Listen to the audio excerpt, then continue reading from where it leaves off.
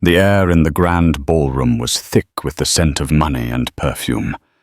But for Eliza Blackwood, it reeked of humiliation. Her husband, the Titan, Arthur Blackwood, had just called her decorative in front of the city's elite. The tittering laughter led by his mistress was a slap in the face, but a secret smile played on Eliza's lips. They thought she was a silent accessory, a well-dressed doll. They had no idea that the very event they were attending, the entire $10 million charity fund, was about to put the spotlight on the one person Arthur never saw coming. The morning of the Children's Hope Gala began, as it always did, with the precise, chilling sound of Arthur Blackwood's electronic organizer chiming at 5:00 a.m. Eliza Blackwood, however, had been awake for hours. She lay still in the cavernous, temperature-controlled bedroom of their Upper East Side penthouse, the other penthouse, the one listed in Arthur's name. Her own, a modest by their standards, but legally ironclad apartment downtown, served as her real headquarters. But here, in the cold, sterile environment, Arthur preferred she played the part of the dutiful sleeping wife. Arthur swung his legs, clad in dark silk pajamas, out of bed. He was a man carved from granite, imposing, handsome in a brutal way, and utterly devoid of warmth. He didn't look at her. He never did in the morning. He was already checking the Hong Kong market on his phone. "Eliza," he said, his voice a low rumble that vibrated with authority. "The car is at 6, not 6:01. The Brioni tux is laid out. I assume you managed to get your dress." Eliza's voice was soft, cultivated to be non-threatening. "Yes, Arthur. The blue Oscar de la Renta you liked." "It's adequate," he grunted, already heading to his marble bathroom. "Just try to look alive tonight. The board members from the recent merger will be there. I don't want them thinking I married a ghost."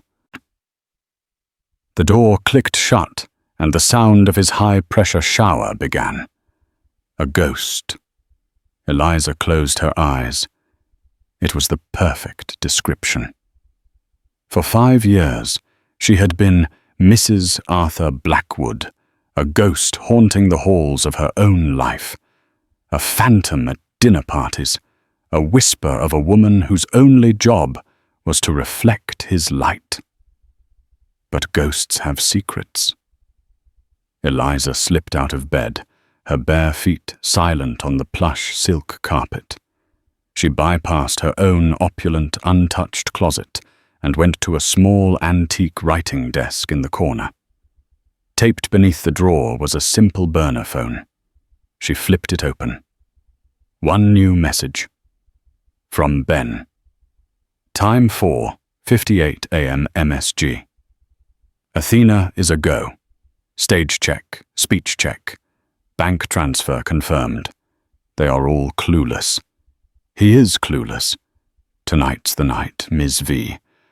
Eliza allowed herself a small, sharp smile. Ms. V. Ms. Eliza Vance, her maiden name. The name on the charter of the Athena Foundation, the most powerful anonymous philanthropic fund in the country. The name of the true main sponsor of tonight's gala. Her marriage to Arthur wasn't a romance. It was a strategy. She had met him 5 years ago, not as a naive waitress, he liked to tell people, but as a deliberate target. Her grandmother, Dr. Agnes Vane, a pioneer in pediatric medicine, had left her an inheritance so vast it made Arthur's Tycoon status look like middle management. But the inheritance came with a warning. Men like Arthur Blackwood will try to take this from you. They will see your compassion as weakness. Use it, Eliza. Hide in plain sight. Be the ghost. And when the time is right, build something that will outlast their bronze statues. Arthur Blackwood had, in his ruthless expansion, destroyed a small, innovative biotech firm that Agnes Vane had personally funded. It was a rounding error to him, a corporate cleanup. To Eliza, it was the first name on her list. She had spent 2 years crafting the persona of the sweet, simple Eliza, and 3 years inside his life, meticulously tracking his real-world financial movements, the offshore accounts, the shell companies, the bribes. She hadn't just married him. She had audited him. Tonight's gala. The Children's Hope Gala was the perfect stage. It was the largest philanthropic event of the year, raising money for the new pediatric wing at the city hospital. A wing, ironically, that Arthur had publicly refused to fund, claiming it wasn't a strong enough ROI for his brand. So Eliza decided to fund it herself. All of it. "Eliza," Arthur's voice boomed. "Stop daydreaming and tell Maria to make my coffee. Black, no sugar. And she burned the toast yesterday. If she does it again, she's gone." Eliza put the phone away. Her face smoothed back into the serene, empty mask of Mrs. Blackwood. "Of course, Arthur. Right away." She walked out of the bedroom a ghost in a silk robe, but her heart was beating like a war drum. Tonight, she thought the ghost takes the stage. To understand the sheer audacity of Arthur's arrogance, one had to understand Serafina Rivers. Serafina was everything Eliza was not. She was loud, ambitious, and coated in a lacquer of aggressive Versace and Tom Ford perfume. She had joined Blackwood Holdings a year ago as a consultant, and through a combination of ruthless efficiency and even more ruthless seduction, had become Arthur's executive vice president.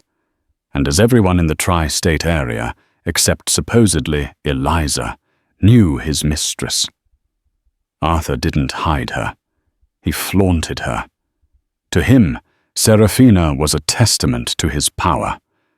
He could have this brilliant, shark-like woman serving his company, while also having the classically beautiful, demure wife at home.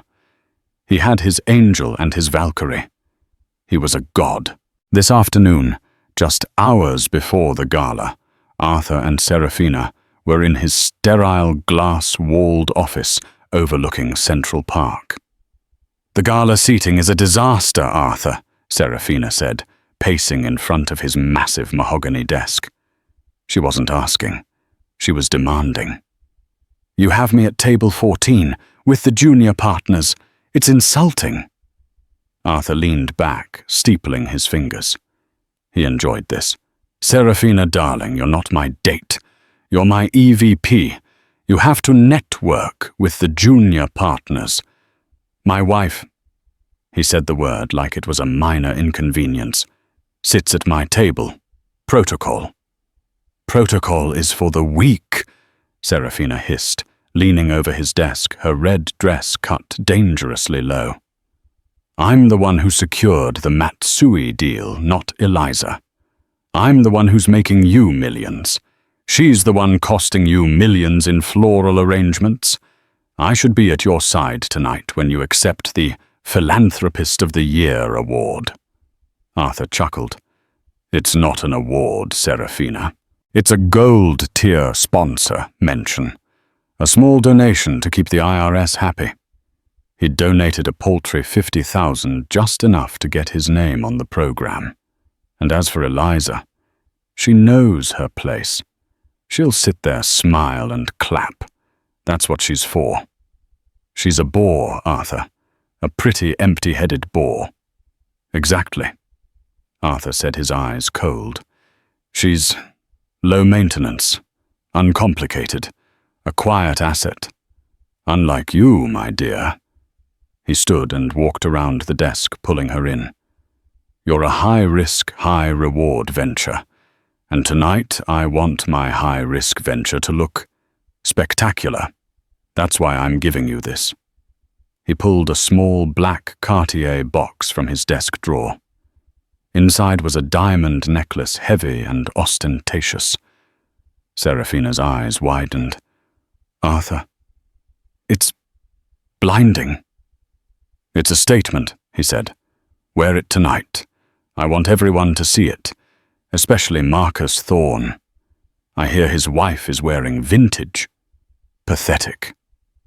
Marcus Thorne was Arthur's main rival, a new money tech billionaire who was, to Arthur's infinite frustration, smarter, more respected, and genuinely philanthropic. Thorne was the one man Arthur couldn't bully. "And what about Eliza?" Seraphina asked, snapping the box shut. "What statement is she wearing?" Arthur's face was dismissive. "Whatever I bought her last Christmas. Pearls, I think. Don't worry about Eliza. Eliza is the background." Meanwhile, 3 miles downtown, Eliza Ms. Vance, Blackwood, was in a different kind of meeting. Her office was a secure, windowless suite in a nondescript building run by her small, loyal team. "Mr. Hemlock," Eliza spoke into a conference phone, her voice crisp and low. "Are the SEC files ready?" Mr. Hemlock was her grandmother's ancient, terrifyingly effective lawyer. "They are, Ms. Vance. The final file detailing Mr. Blackwood's creative accounting on the Matsui deal was uploaded to the secure server 1 hour ago. We have whistleblowers from his own company ready to corroborate." "Seraphina Rivers?" Eliza asked. Hemlock chuckled a dry, papery sound. "No. Ms. Rivers is implicated. Deeply. The real whistleblower is a quiet accountant in payroll, a man Arthur humiliated at the Christmas party 3 years ago. You see, Ms. Vance, you are not the only ghost he created." "Good," Eliza said. "And the transfer. The one from the Blackwood Holdings offshore account. The one you had him sign, believing it was for tax-efficient home renovations?" Hemlock asked. "Yes. That 50 million oopsie has been successfully diverted. It is now safely in the Athena Foundation's trust, earmarked for the Malawi project.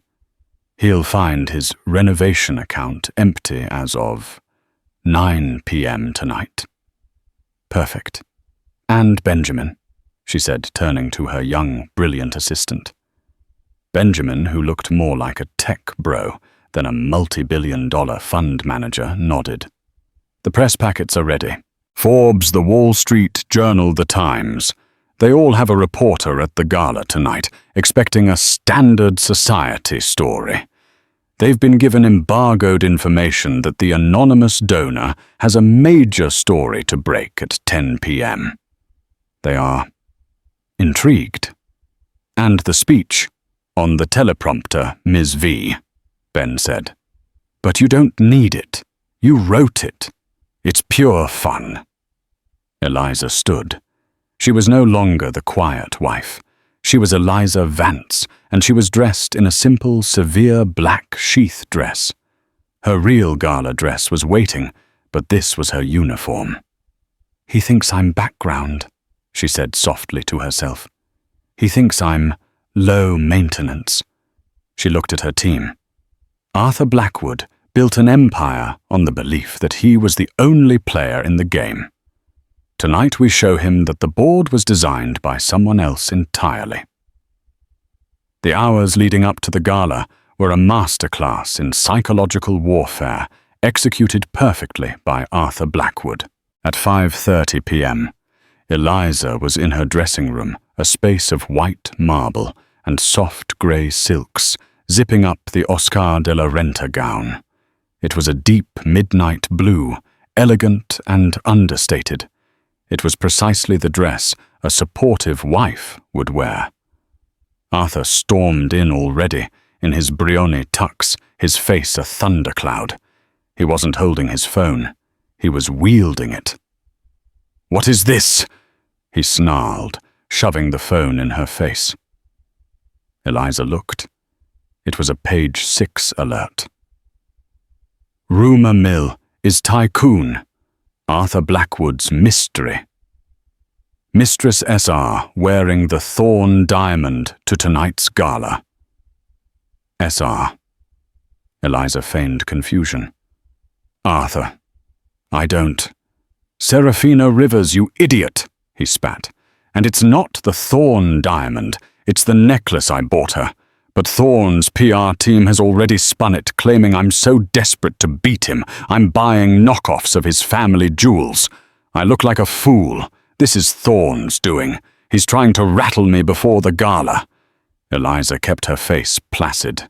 I'm sure it's just a silly rumor, Arthur. No one will even notice. No one will notice, he laughed, a harsh, barking sound. This gala is my night. I'm the gold sponsor. I have that senator meeting me, and now I'm walking in with this cloud hanging over me. And you, he pointed a finger at her, you are my one pristine, uncomplicated asset. Tonight you will be perfect. You will smile. You will not speak to anyone about anything other than the weather or the flowers. If Marcus Thorne or his harpy wife even looks at you, you walk away. Do you understand me? Your only job is to make me look stable.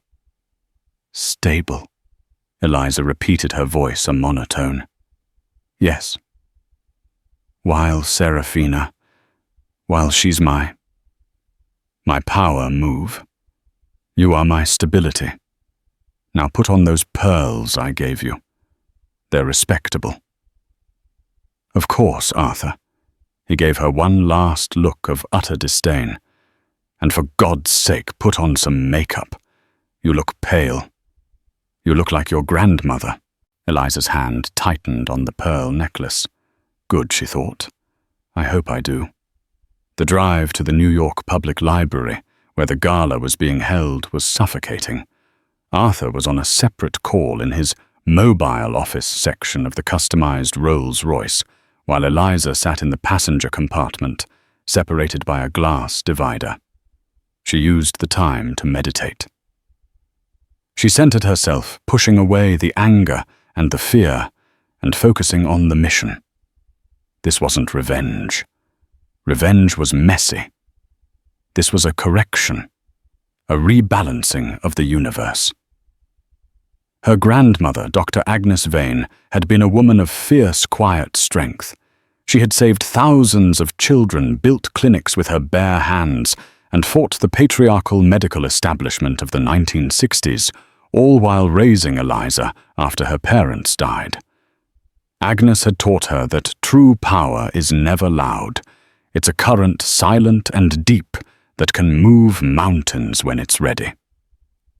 Arthur, on the other hand, was all noise, a thunderstorm, with no rain. The car slowed, and the roar of the press corps filtered in. Flashbulbs began to pop, strobing against the tinted windows. The glass divider slid down. Arthur's face appeared. It was his public face. The smile was wide, but it didn't reach his cold grey eyes. Showtime, he said. Remember the rules, Eliza. Silent, stable, and smile. Yes, Arthur. The door was opened by a uniformed attendant. Arthur stepped out, a conquering hero, raising a hand to the crowd. Eliza slid out after him, a graceful shadow in midnight blue. Arthur. Arthur. A word for Vogue. Mr. Blackwood. Is it true you're merging with Thorn Industries? Mrs. Blackwood. You look stunning. Who are you wearing? Eliza smiled, a perfect, practiced, empty smile. Oscar de la Renta, she murmured. Arthur put a heavy hand on the small of her back, his fingers digging in. We're not here for fashion, darling, he said, his voice a low growl, just for her, even as he smiled for the cameras. We're here to win. He propelled her up the grand marble steps. As they entered the magnificent, glowing Astor Hall, Eliza scanned the crowd. She spotted Benjamin, her assistant dressed as a waiter, giving her the slightest nod from across the room. She saw the teleprompter screens discreetly hidden in the floral arrangements on the stage. And then she saw Serafina. She was standing near the grand staircase, waiting for Arthur. She was in a dress of shocking blood-red Versace, and around her neck was the Cartier necklace. It was, as Serafina had noted, blinding. She looked like a warning. Arthur saw her and his mask slipped. A genuine predatory smile crossed his face. He dropped his hand from Eliza's back as if she were suddenly radioactive. "Eliza," he said, not even looking at her. "Go find our table. Get me a whiskey. Neat. And get one for yourself. Wait, no, get water. We don't need you getting chatty." He straightened his tie and began to walk not to their assigned table, but directly toward Serafina, his path cutting a swath through the crowd. Eliza stood alone for a moment in the center of the hall, a ghost, a phantom, ignored. Just as planned, she thought. She turned not toward the bar, but toward the VIP donor lounge, where she had one final meeting before the show began. The VIP donor lounge was a hushed wood-paneled room away from the chaos of the main hall. It was meant for 9-figure donors, and as such was nearly empty. The security guard at the door, a large man with a special events badge, stepped in front of Eliza. "Ma'am, this is a private area."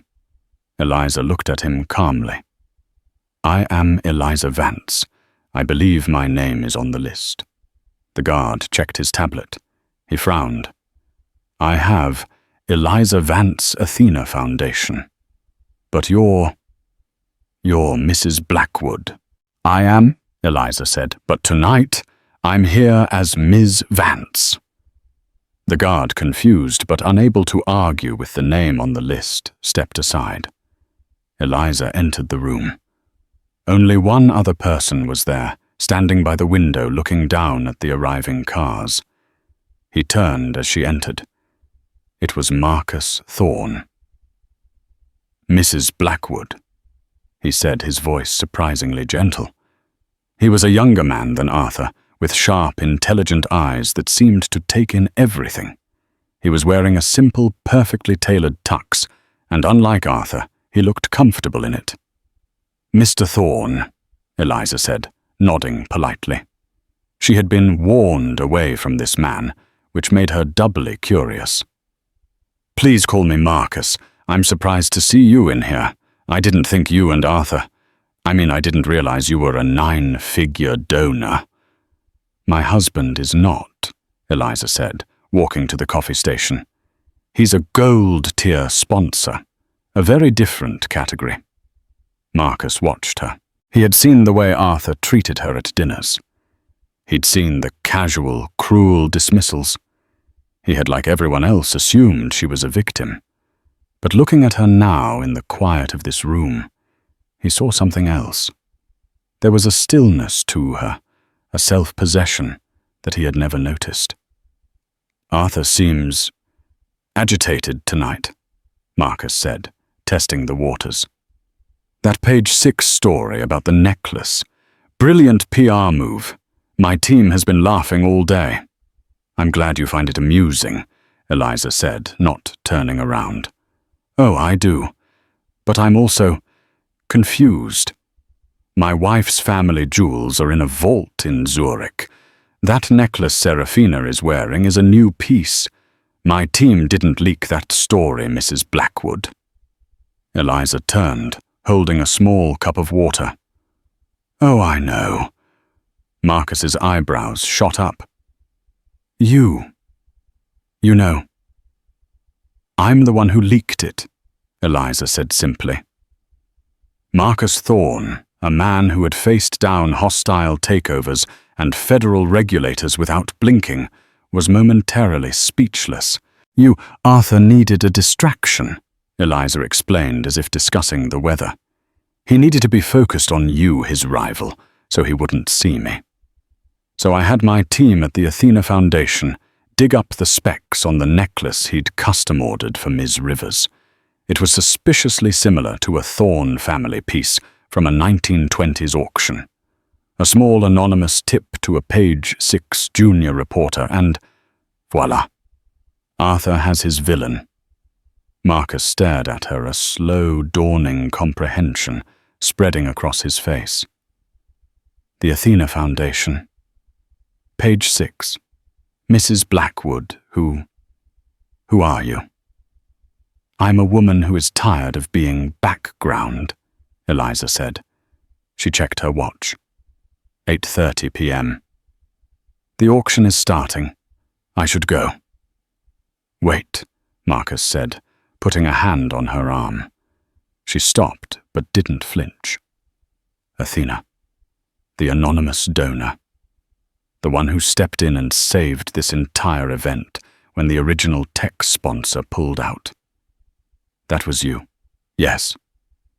But the papers said that donor gave $50 million. The first installment, yes, Eliza said, retrieving her arm. The new wing is expensive. Marcus was doing the math in his head, and it wasn't adding up. But, Arthur, your husband, he's Arthur Blackwood. He's not. My husband has no idea, Eliza said. The money is not his. It's mine. It has always been mine. It came from my grandmother, Dr. Agnes Vane. The name hit Marcus like a physical blow. Agnes Vane. The Agnes Vane. She was a legend. She funded my first scholarship program.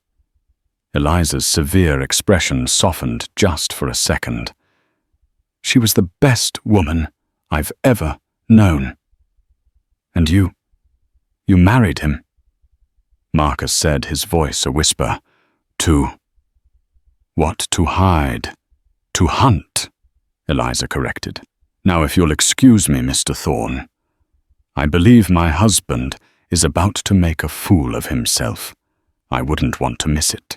She walked out of the lounge, leaving Marcus Thorne standing by the window completely reeling. He suddenly understood. This wasn't a gala. It was an execution. And he, the supposed rival, was just a spectator. He pulled out his phone and sent a text to his wife, who was sitting at their table. Whatever you do, don't look at Serafina. Watch Eliza Blackwood. Tonight is going to be historic. Eliza made her way to Table 1, the gold sponsor table right at the foot of the stage. The grand ballroom of the library was breathtaking, with the high carved ceilings glowing in soft purple and gold light. The seating arrangement was a small, calculated cruelty. Arthur was at the head. To his right, Serafina Rivers glittering like a fire hazard. To his left, Senator Harrison, a man whose campaign Arthur was heavily supporting. And then tucked between the senator and a large, decorative fern was Eliza. She slid into her seat, just as the auctioneer, a brisk, charming man from Sotheby's, took the stage. "Good evening, ladies and gentlemen," he boomed. "Welcome to the Children's Hope Gala. We are here to raise money for the new Dr. Agnes Vane pediatric wing." Eliza's heart skipped a beat. She hadn't known they would use her grandmother's name. That was Ben's doing. A surprise. At the mention of the name, Arthur leaned across the senator to hiss at Eliza. "Agnes Vane, wasn't that your grandmother? The one who left you? What was it? A dusty clinic in the Bronx. Funny, I didn't think she was important enough to name a wing after." Eliza just smiled. "She was a giant, Arthur.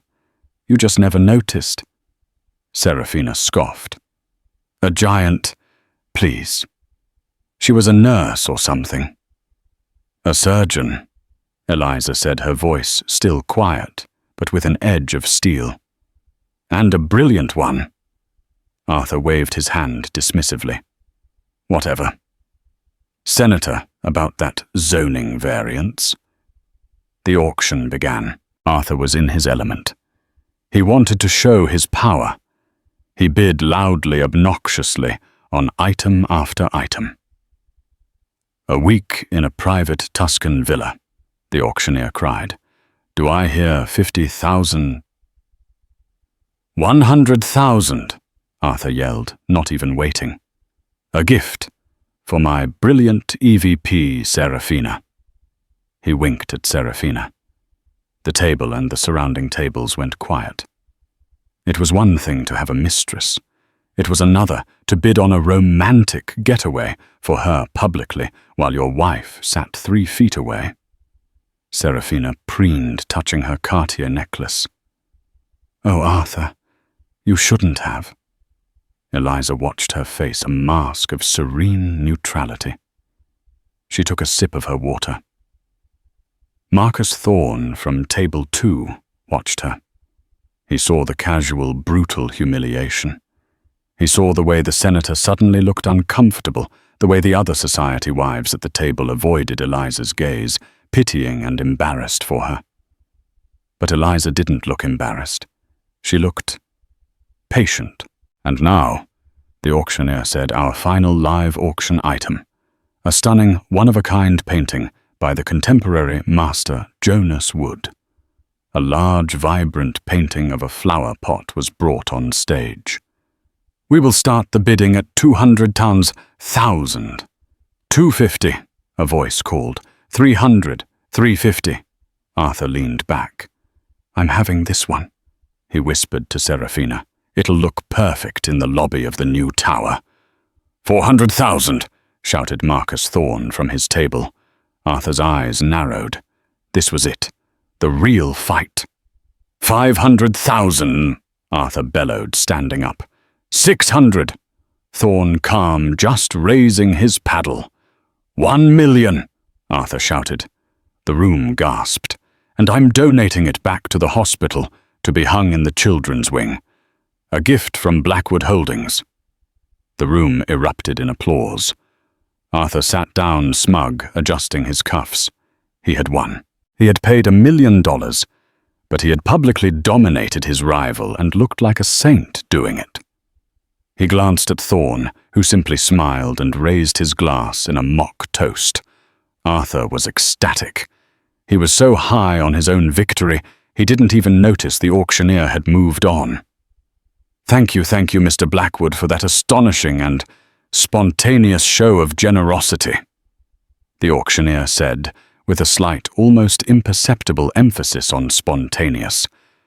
Your gold tier sponsorship, and now this $1 million donation, you have truly saved the day. This was the moment, the high, the peak of his arrogance. Arthur, flush with victory, and Whiskey stood up again, taking the microphone from a stunned attendant. Thank you. You know we at Blackwood Holdings believe in giving back. The senator clapped him on the back. Serafina gazed at him like he was a god. He's doing it, Eliza thought, a cold thrill running through her. He's walking right into the trap. We believe, Arthur continued, his voice booming across the ballroom, that the strong are meant to provide for the weak. It is our duty.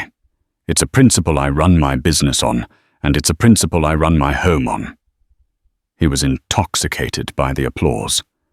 He turned and, in a gesture of magnanimous love, gestured to Eliza. The spotlight operator, confused, shifted the light to include her. Eliza, in her blue dress and respectable pearls, was suddenly illuminated for the entire room. And I couldn't do it, Arthur said, his voice dripping with condescending chivalry. Without my wonderful supportive wife Eliza, she does a wonderful job picking out the floral arrangements for our homes. A true testament that everyone has their role. He paused, waiting for the laugh. He got it. A wave of uncomfortable, sycophantic laughter rippled through the room. Serafina's laugh was the loudest. Everyone has their role, Arthur repeated, relishing the moment. Mine is making the money. Mine is writing the checks. Hers is to be decorative. And isn't she beautiful tonight, folks? He patted her on the head. It was not a loving pat. It was a pat one gives a dog. Good boy. Sit. The humiliation was absolute. It was public. It was brutal. Eliza did not flinch. She did not cry. She did not move. She simply looked up at him, her face pale in the spotlight, and she smiled. Arthur, basking in what he thought was his moment, turned back to the stage, handing the microphone back. He sat down, victorious, grabbing Serafina's hand and kissing it. The auctioneer, a consummate professional, looked for a moment like he'd swallowed a lemon. He cleared his throat. "Thank you, Mr. Blackwood," he said, his voice strained, "for that insight, and for your contribution. You truly are a gold-tier sponsor." Eliza closed her eyes. The humiliation was a fire, but it didn't burn her. It forged her. Now, she thought. The auctioneer fumbled with his notes, clearly rattled by Arthur's grotesque display. He looked to the side of the stage, where a frantic-looking gala organizer was gesturing to him. "Ah," the auctioneer said, recovering. "Ladies and gentlemen, we have one final piece of business before the dancing begins. This has been a wonderful night. We've raised thanks to the live auction and Mr. Blackwood's generous $1 million donation, a total of $3.2 million. A polite round of applause. "A respectable sum," the auctioneer continued. "But as you know, the goal for the new Agnes Vane wing was $50 million. The room grew quiet. "We had a major sponsor pull out at the last minute," he said, "and frankly, we were in a desperate situation. We thought the wing, the dream of giving these children the care they deserve, was dead." Arthur leaned over to Serafina. "Amateurs. They should have secured the funding." "I would have." And then, the auctioneer's voice grew thick with emotion. "A miracle happened. A call came in. A single donor, an organization that wished to remain anonymous, stepped in. They didn't just match the funds. They didn't just bridge the gap. They underwrote the entire project. All $50 million of war." A collective gasp went through the ballroom. This was not philanthropy. This was a power move on a global scale. Arthur sat bolt upright. $50 million, who? He hissed to the senator. "Was it Thorne?" The senator shook his head, looking just as stunned. "This donor," the auctioneer said, "is reclusive. They have given billions to silent causes, never once taking credit. They are the founder and sole director of the most powerful and quietest philanthropic force in the modern world, the Athena Foundation." The name Athena hung in the air. Arthur's face was a mask of confusion. He'd heard of them. Vague whispers. A shadow fund that had thwarted two of his most ruthless takeover attempts by shoring up his target's stock for humanitarian reasons. He hated the Athena Foundation. "And tonight," the auctioneer said, his voice now booming, "for the first time ever, the founder of the Athena Foundation has agreed to step out of the shadows. They are here with us tonight." The entire room was on its feet, craning their necks. Reporters were scrambling, photographers pushing to the front. "Who is it? It's got to be a tech billionaire. Zuckerberg, Musk. No, they said reclusive." Arthur was sweating. He hated this. He hated someone else owning the room. "Who the hell is it?" he snarled. Serafina was looking around, her eyes wide. "Arthur, that necklace you bought me. Cartier said it was one of a kind. But The woman at table 5. The Duchess. She's wearing the exact same one. Arthur's blood ran cold. He hadn't bought a statement. He'd been sold a copy. The jeweler had played him. The page 6 story wasn't a PR stunt by Thorne. It was true. He looked like a cheap, desperate knockoff. But there was no time to process this new humiliation. The auctioneer raised his hands for silence.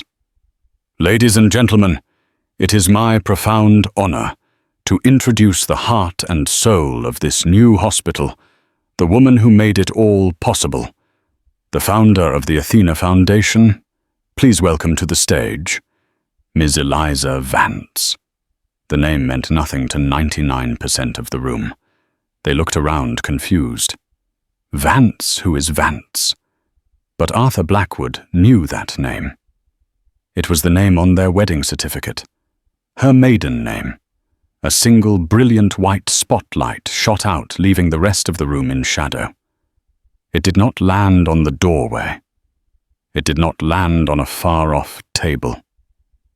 It landed directly on table 1.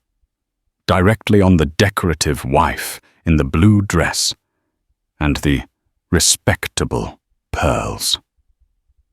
Eliza Blackwood.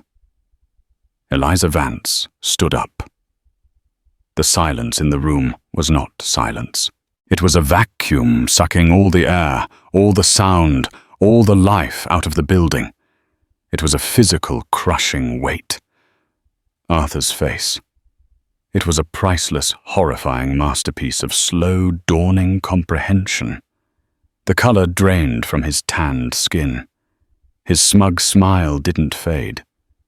It cracked and froze a grotesque mask of shock.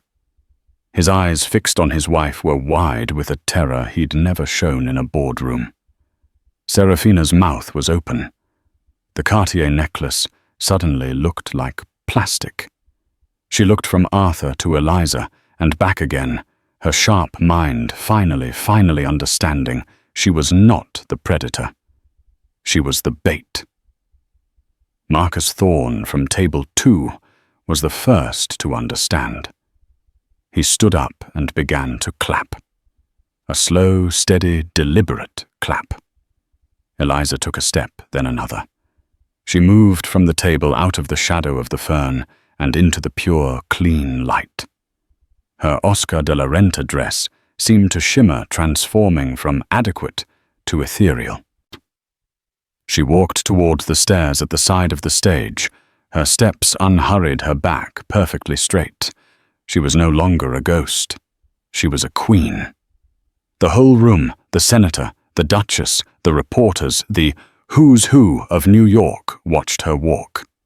They watched this woman who 5 minutes ago had been publicly patted on the head like a poodle, and they tried to reconcile her with the $50 million miracle. As she passed Arthur, she did not look at him. He was a statue. He was a man who had just realized the ghost in his house was in fact the one holding the puppet strings. Eliza reached the stage and took the microphone from the stunned auctioneer. She turned to face the room. She stood in the center of the light, and she was, for the first time in 5 years, truly, blindingly visible. Eliza looked out over the sea of stunned, upturned faces. They were all there, the titans of industry, the political players, the socialites who had pitied her, the rivals who had underestimated her. And in the center of it all at table 1 was her husband, Arthur Blackwood, frozen in his moment of ultimate public ruin. She tapped the microphone, a small, crisp sound that echoed in the vast, silent hall. "Good evening," she said. Her voice was not the soft, mousy whisper of Eliza Blackwood. It was the clear, resonant, and commanding voice of Eliza Vance. It was the voice of her grandmother. "My name is Eliza Vance. For 5 years you have known me as Mrs. Arthur Blackwood. And in that time," she continued, her gaze sweeping the room, I have learned a great deal about roles. At table 1, Arthur flinched as if she had struck him. I learned that a wife's role is to be supportive, to be quiet, to be decorative. The word decorative landed like a stone, and the collective intake of breath was deafening. She had heard him. She was using it. But the women in my family, Eliza said, her voice warming, were never very good at being decorative. They were functional. My grandmother, Dr. Agnes Vane. She gestured to the banner bearing the new wing's name, was a surgeon. She believed in function. She believed in fixing what was broken. She left me a legacy, not just of money, though there was that, but a legacy of purpose. She taught me that true power isn't in what you own, or the deals you make, or the noise you create. True power is in what you give, what you build, and what you protect. She looked directly at Arthur. For the first time all night, she locked eyes with him. His face was a pallid, sweaty mask of disbelief and rage. The Athena Foundation was built to protect the legacy of innovators and dreamers, people who are building a better world, only to find their work threatened by men who believe making money is the only role that matters. Men who would rather build monuments to their own ego than wings for a children's hospital. A reporter's flashbulb popped, then another. My husband, she said, and the word husband was now clinical, is one of those men. He is a gold-tier sponsor, she said, using the auctioneer's own words. He gave 50,000 to this $50 million project, 1/10 of 1%. And for that he received a microphone and a spotlight. He bought $1 million painting to win a bet with a rival. He calls that philanthropy. I call it an expense. Serafina Rivers, realizing the tide had turned with biblical finality, quietly pushed her chair back. The statement necklace suddenly looked like a dog collar. I, on the other hand, believe in a different kind of investment, Eliza continued. I believe in this hospital. I believe in Dr. Vane's mission. And that is why tonight the Athena Foundation is not only underwriting the $50 million for the new wing. She paused, letting the tension build. But as of 9:00 p.m. tonight, my foundation also executed let's call it a hostile takeover of a different kind. A $50 million offshore account belonging to Blackwood Holdings and earmarked for creative acquisitions has been creatively acquired by me.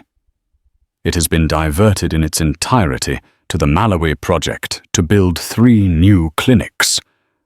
Arthur stood up. The chair screeched backward. You bitch, he roared. The word echoed raw and ugly in the civilized space. Security, he screamed. She's insane. She's lying. But no one moved. They were all watching Ilza. She was unfazed. He's right about one thing. I am lying. It wasn't $50 million. It was $55 million. I left him the $5 million for legal fees. He will need it. A new commotion was starting at the back of the room. Not security. 2 men in dark conservative suits were entering. They were not Gala attendees. They looked official. They were flanked by several NYPD officers. Eliza nodded toward them. You see, Arthur, while I was busy being decorative, I was also busy auditing. And the one thing I learned from you is that you must read the fine print. When you signed the tax-efficient home renovation papers I left on your desk last month, you weren't funding a new pool. You were funding the liberation of your own assets. And you were also, I'm afraid, signing a full confession. The 2 men in suits were walking calmly, deliberately toward table 1. Mr. Arthur Blackwood, one of them said, his voice quiet but carrying. I'm Agent Riley with the SEC. We have a few questions for you about the Matsui deal and securities fraud. And, well, it's a long list. Arthur looked from the agents to Eliza on the stage to the hundreds of camera phones now recording his every move. This was the trap, the gala, the speech, the humiliation. It was all just a distraction, a stage-managed play, so that when the real blow landed, he would be at his weakest, his most public, his most exposed. Serafina was gone. The senator was suddenly fascinated by the ceiling. For too long, Eliza concluded, her voice ringing with the clarity of a bell, I have allowed others to define my role, to see me as a ghost. But the most important work is often done in silence. We didn't just fund a hospital tonight. We gave children a future. That is my checkbook. She set the microphone down. For a beat, there was that vacuum of silence again. Then Marcus Thorne, the rival, stood up, and this time he wasn't just clapping. He was giving a full-blown, standing ovation. His wife joined him. Then the senator, eager to be on the winning side. Then the Duchess. Within 10 seconds, the entire room was on its feet, the applause a deafening, rolling thunder. They weren't clapping for the money. They were clapping for the sheer surgical, beautiful precision of the comeback. Eliza Vance, in her simple blue dress, just smiled. The aftermath was not a story of drama. It was a story of logistics. As the ballroom erupted, Eliza did not walk back to her table. She walked off the other side of the stage, where Benjamin, her assistant, was waiting with a coat and a new phone. The car is at the service entrance, Miss Vance, he said, his eyes shining. The press packets are live.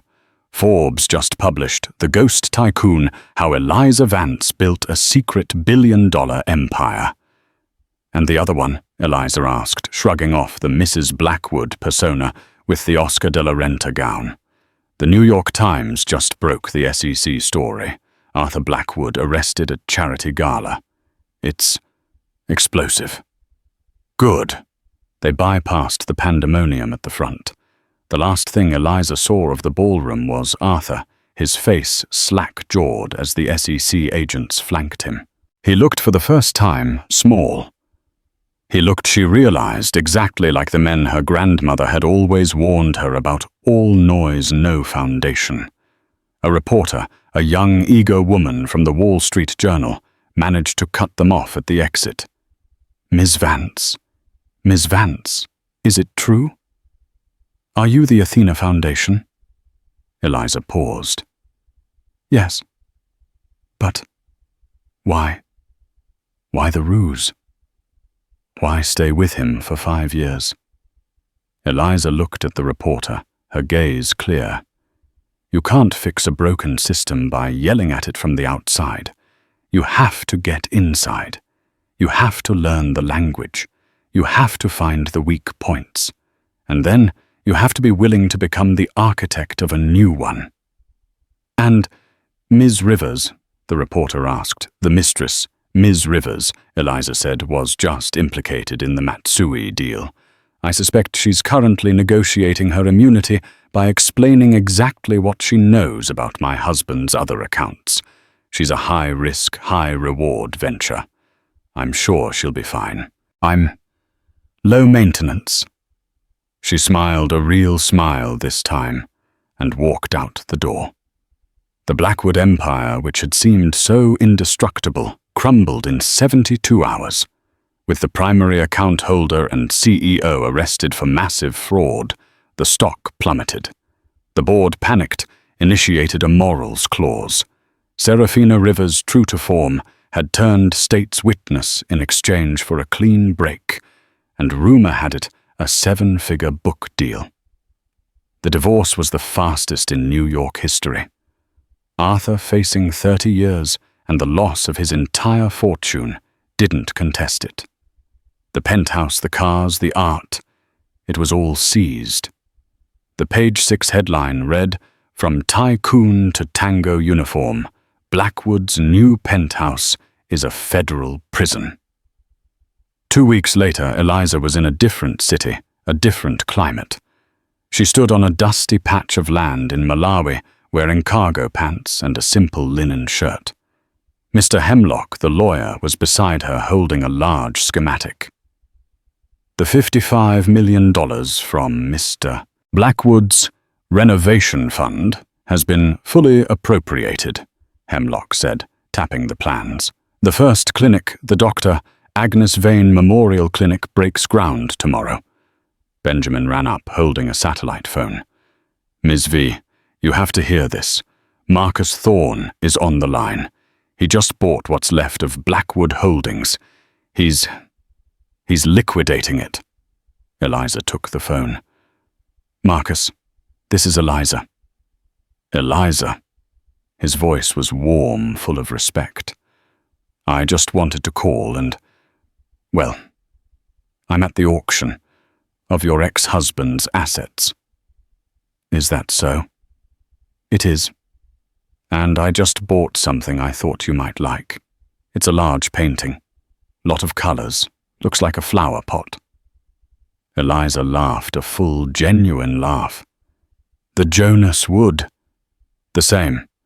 I'm donating it back to the hospital to be hung in the children's wing. Properly this time.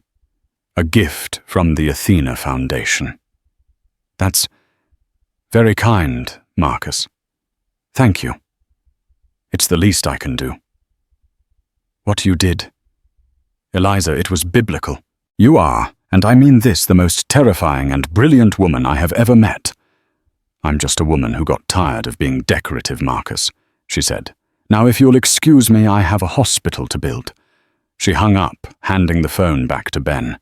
She looked at the plans, then at the horizon where the sun was rising.